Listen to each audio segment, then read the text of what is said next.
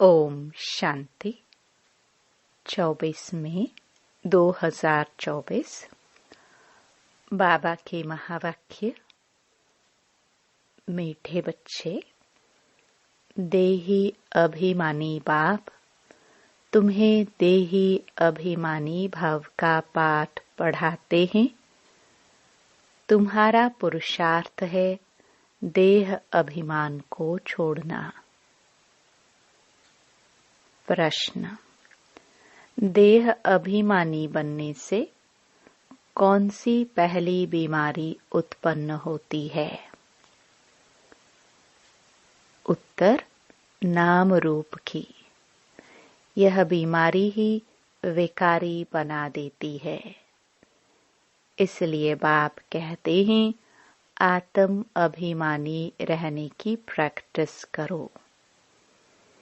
इस शरीर से तुम्हारा लगाव नहीं होना चाहिए। देह के लगाव को छोड़ एक बाप को याद करो तो पावन बन जाएंगे। बाप तुम्हें जीवन बंध से जीवन मुक्त बनने की युक्ति बताते हैं। यही पढ़ाई है। ओम शांति। रूहानी बाप कह रहे हैं कि आत्म अभिमानी अथवा देही अभिमानी होकर बैठना है। किसको याद करना है? बाप को। सिवाय बाप के और कोई को याद नहीं करना है। जब बाप से बेहद का वर्षा मिलता है तो उनको याद करना है। बेहद का बाप आकर समझाते हैं, देही अभिमानी भव, आत्म अभिमानी भव। देह अभिमान को छोड़ते जाओ। आधा कल्प तुम देह अभिमानी होकर रहे हो, फिर आधा कल्प देही अभिमानी होकर रहना है। सतयुग त्रेता में तुम आत्म अभिमानी थे। वहां मालूम रहता है कि हम आत्मा है। अब यह शरीर बूढ़ा हुआ, इसको अब छोड़ते हैं। यह चेंज करना है। सर्प का मिसाल। तुम भी पुराना शरीर छोड़कर दूसरे शरीर में प्रवेश करते हो, इसलिए तुमको अभी आत्म अभिमानी बनना है। कौन बनाते हैं? बाप, जो सदैव आत्म अभिमानी है। वह कभी देह अभिमानी बनते नहीं। भल एक बार आते हैं तो भी देह अभिमानी नहीं बनते, क्योंकि यह शरीर तो पराये लोन पर लिया हुआ है। इस शरीर से उनका लगाव नहीं रहता। लोन लेने वाले का लगाव नहीं रहता। जानते हैं यह तो शरीर छोड़ना है। बाप समझाते हैं, मैं ही आकर तुम बच्चों को पावन बनाता हूँ। तुम सतो प्रधान थे, सो फिर तमो प्रधान बने हो। अब फिर पावन बनने के लिए तुमको अपने साथ योग सिखलाता हूँ। योग अक्षर न कह, याद अक्षर कहना ठीक है। याद सिखलाता हूँ। बच्चे बाप को याद करते हैं। अभी तुमको भी बाप को याद करना है। आत्मा ही याद करती है। जब रावण राज्य शुरू होता है तो तुम बच्चे देह अभिमानी बन पड़ते हो।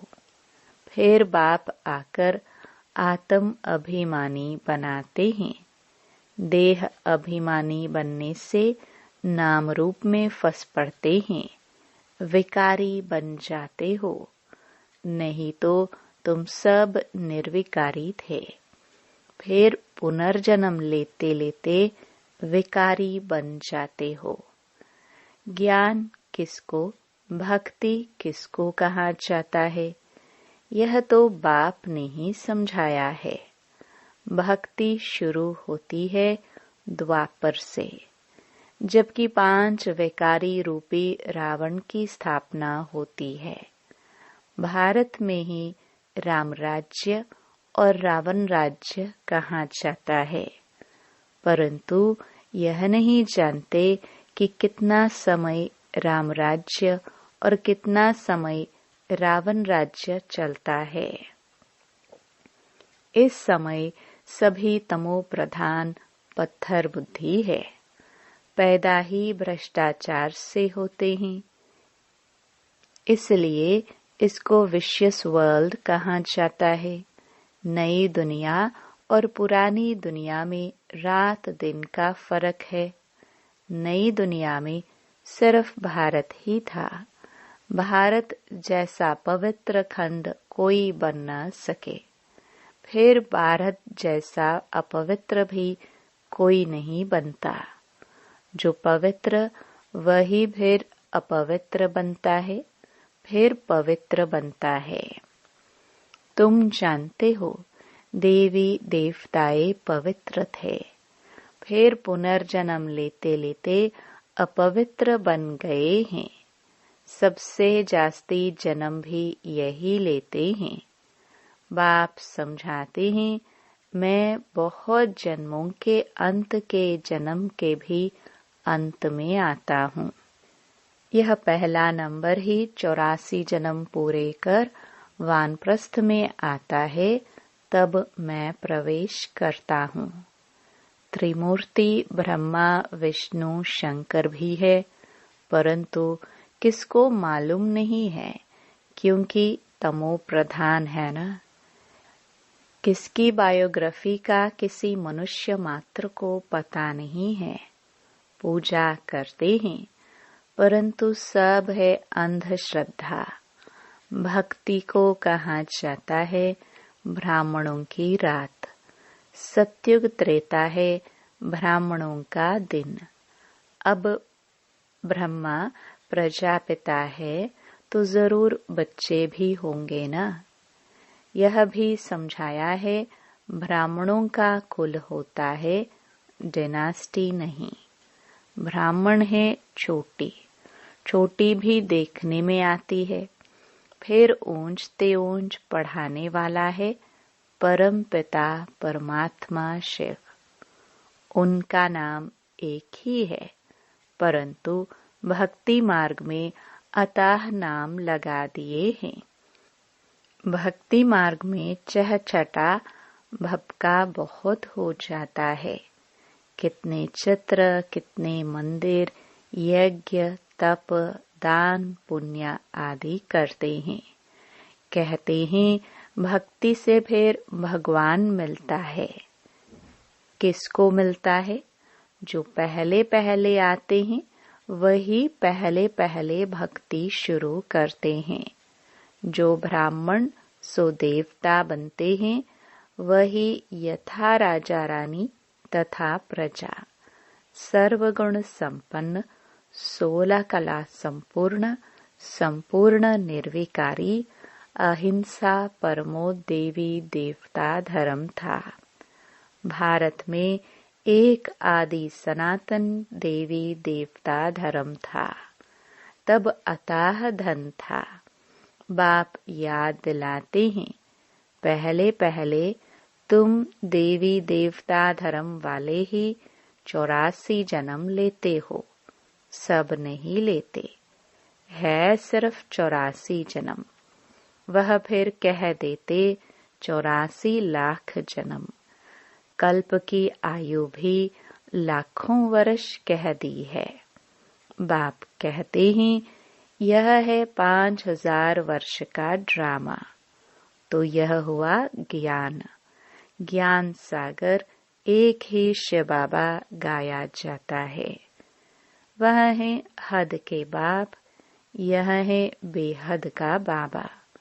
हद के बाबाओं के होते हुए भी बेहद के बाप को याद करते हैं, जबकि दुखी होते हैं। पुनर्जन्म लेते लेते दुनिया पुरानी तमो प्रधान बन जाती है। तब फिर बाप आते हैं। सेकंड में जीवन मुक्ति मिलती है। किससे? बेहद के बाप से। तो जरूर जीवन बंध में है, पतित हैं, फिर पावन बनना है। यह तो सेकंड की बात है। ज्ञान 1 सेकंड का है, क्योंकि पढ़ाई तो तुम बहुत पढ़ते हो। वह सब मनुष्य मनुष्य को पढ़ाते हैं। पढ़ती तो आत्मा ही है, परंतु देह अभिमान के कारण अपने को आत्मा भूलकर कह देते हैं, हम फलाना मिनिस्टर है, यह है। वास्तव में है आत्मा। आत्मा मिस्टर मिसेस के तन से पाठ बजाती है, यह भूल जाते हैं। नहीं तो आत्मा ही शरीर से पाठ बजाती है। कोई क्या बनते, कोई क्या बनते हैं। बाप समझाते हैं, अभी यह पुरानी दुनिया बदल नई बनती है। वर्ल्ड की हिस्ट्री ज्योग्राफी जरूर रिपीट होती है। नई दुनिया है सतो प्रधान। घर भी पहले नया होते हैं तो कहेंगे सतो प्रधान, फिर पुराना जर्जरीभूत तमो प्रधान होता है। इस बेहद के नाटक व सृष्टि चक्र की नॉलेज को समझना है, क्योंकि यह पढ़ाई है, भक्ति नहीं है। भक्ति को पढ़ाई नहीं कहा जाता है, क्योंकि भक्ति में एम ऑब्जेक्ट कुछ भी होती नहीं। जन्म जन्मांतर वेद शास्त्र आदि पढ़ते रहो। यहाँ तो दुनिया को बदलना है। सतयुग त्रेता में भक्ति नहीं, भक्ति शुरू होती है द्वापर से। तो यह बाप रूहानी बच्चों को बैठ समझाते हैं। इसको कहा जाता है रूहानी नॉलेज अथवा रूहानी ज्ञान। रूहानी नॉलेज कौन सिखलाएगा? सुप्रीम रूह यानी परम पिता ही सिखलाएगा। वह तो सभी का है ना। लौकिक बाप को कभी परम पिता नहीं कहेंगे। पारलौकिक को परम पिता कहा जाता है। वह है परम धाम में रहने वाले। बाप को याद भी ऐसे करते हैं, हे गॉड, हे ईश्वर। वास्तव में उनका नाम है एक, परंतु भक्ति में अनेक नाम दे दिए हैं। भक्ति का फैलाव बहुत है। वह सब है मनुष्य मत। अब मनुष्यों को चाहिए ईश्वरीय मत। ईश्वरीय मत श्रीमत। श्री श्री 108 की तो माला बनती है ना। यह प्रवृत्ति मार्ग की माला बनती है। फिर पुनर्जन्म लेते लेते सीढ़ी उतरते इनसॉल्वेंट बन जाते हो। बुद्धि इनसॉल्वेंट बन जाती है तो मनुष्य दिवाला मारते हैं। जो 100% सॉल्वेंट थे वो इस समय इनसॉल्वेंट है। बुद्धि को ताला लगा हुआ है। वह लॉक किसने लगाया? गॉडरेज का ताला लग जाता है। भारत जितना नंबर 1 में था उतना और कोई खंड नहीं। भारत की बहुत महिमा है। भारत सब धर्म वालों को बहुत बड़े ते बड़ा तीर्थ है। परंतु ड्रामानुसार गीता को खंडन कर दिया है। भारत और सारी दुनिया की भूल है। भारत में ही गीता को खंडन किया है। जिस गीता के ज्ञान से बाप नई दुनिया बनाते हैं और सर्व की सद्गति करते हैं। भारत सबसे ऊंच और बहुत धनवान खंड था, जो अभी फिर से बन रहा है। यह उल्टा झाड़ है, इनका बीज ऊपर में है, उसको वृक्षपति कहा जाता है। बृहस्पति की दशा बैठती है ना। बाप समझाते हैं, मैं वृक्षपति आता हूँ तो भारत पर बृहस्पति की दशा बैठती है, ऊंच बन जाते हैं। फिर रावण आया है तो राहु की दशा बैठ जाती है। भारत का क्या हाल हो जाता है। वहाँ तो तुम्हारी आयु भी बड़ी रहती है, क्योंकि पवित्र हो। आधा कल्प तुम 21 जन्म लेते हो, बाकी आधा कल्प में भोगी बनने से आयु भी छोटी हो जाती है, तो फिर तुम 63 जन्म लेते हो। अभी बाप समझाते हैं, सतो प्रधान बनना है, इसलिए मामेकम याद करो। सब धर्म वाले इस समय तमो प्रधान है। तुम सभी को यह ज्ञान दे सकते हो। आत्माओं का बाप तो एक ही है, सब ब्रदर्स हैं, क्योंकि हम आत्माएं एक बाप के बच्चे हैं।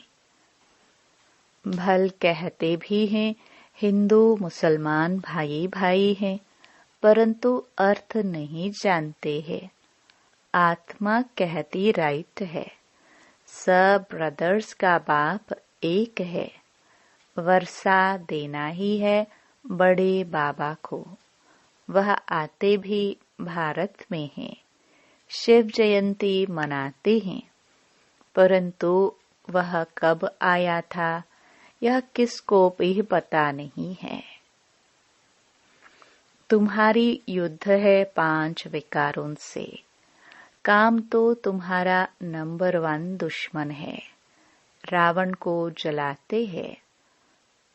परंतु वह है कौन, क्यों जलाते हैं, कुछ नहीं जानते।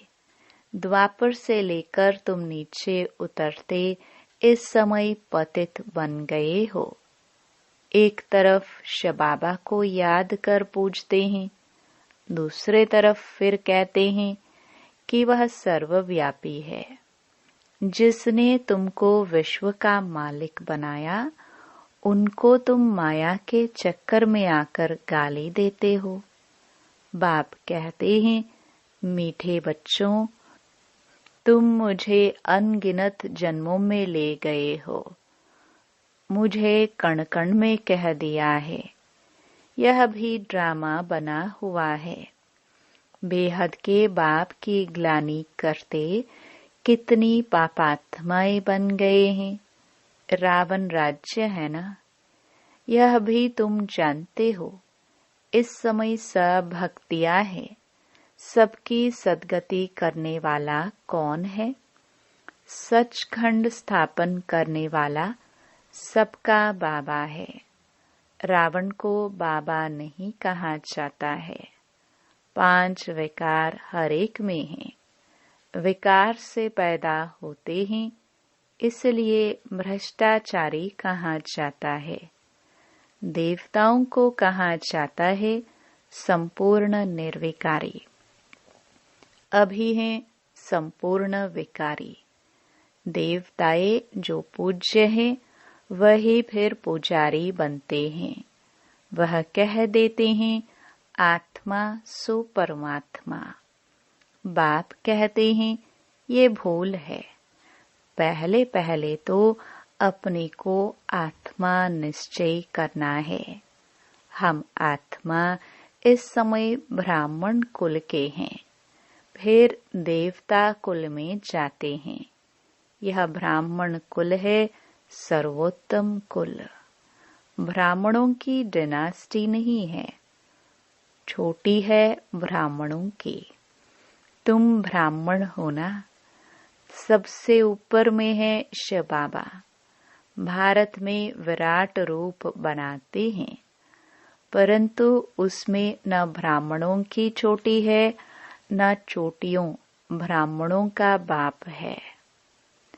अर्थ कुछ नहीं समझते, त्रिमूर्ति का अर्थ भी नहीं समझते। नहीं तो भारत का कोट ऑफ आर्म्स त्रिमूर्ति शिव का होना चाहिए। अभी तो यह कांटों का जंगल है, तो जंगली जानवरों का कोट ऑफ आर्म्स बना दिया है। उसमें फिर लिखा है सत्यमेव जयते। सतयुग में तो दिखाते हैं शेर बकरी इकट्ठे जल पीते हैं। सत्यमेव जयते माना विजयी, सब क्षीर खंड होकर रहते हैं, लून पानी नहीं होते हैं। रावण राज्य में लून पानी, राम राज्य में क्षीर खंड हो जाते हैं। इनको कहा ही जाता है कांटों का जंगल। 1-2 को पहला नंबर कांटा विकार का लगाते हैं। बाप कहते हैं काम महाशत्रु है, यह आदि मध्य अंत दुख देने वाला है। नाम ही है रावण राज्य। बाप कहते हैं इन 5 विकारों पर जीत पाकर जगत जीत बनो। यह अंतिम जन्म निर्विकारी बनो। तुम तमो प्रधान पतित बने हो, फिर सतो प्रधान पावन बनो। गंगा कोई पतित पावनी नहीं है। शरीर का मैल तो घर में भी पानी से उतार सकते हो, आत्मा तो साफ नहीं हो सकती। भक्ति मार्ग में कितने ढेर के ढेर गुरु लोग हैं। सतगुरु तो एक ही है, सद्गति करने वाला। सुप्रीम बाप भी है, सुप्रीम टीचर भी है, सुप्रीम सतगुरु भी है। वही तुमको सृष्टि के आदि मध्य अंत का नॉलेज सुनाते हैं।